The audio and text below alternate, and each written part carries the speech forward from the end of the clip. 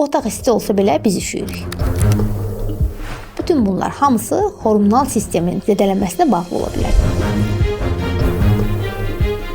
Qalxanvari vəzin və yaxud tiroidin gizli simptomları necədir və bədən bunu bizi necə xəbərdar edir? Əslində tiroid öz səsini sizə çatdırmaq istəyir. Hər zaman dediyim kimi orqanizminizi dinləməyə çalışın. Onun səsinə səs verin. Bədən tiroid hormonları pozulduğunu çox daha əvvəldən xəbərdar etməyə başlayır. Sadəcə bu siqnalı biz çox vaxt başqa səbəblərə aid edirik. Ağır iş gücünə, ailə və işlərimizə bağlayırıq. Ən çox isə görülən simptomlar hansıdır? Üşümə hissi. Otaq isti olsa belə biz üşüyürük. Yorğunluq hissi. Yatdıqdan sonra belə keçmir. Saç tökülməsi və saçlarda nazikləşmə, saçın keyfiyyətinin enməsi, qəbizlik, həzmsizlik və şişkinlik, dəridə yaranmış quruluq, motivasiyanın azalmağı, depressiv hallar, aşağı əhval-ruhiyyə, diqqət və konsentrasiyada pozğunluq, unutqanlıq. Bütün bunlar hamısı hormonal sistemin zədələnməsinə bağlı ola bilər və ən maraqlısı budur ki, bu simptomlar tək-tək baxanda normal görünə bilir. Hər kəsdə ola bilər deyə düşünülür. Amma birlikdə tiroid vəzinizin siqnalıdır. Və düşünün ki,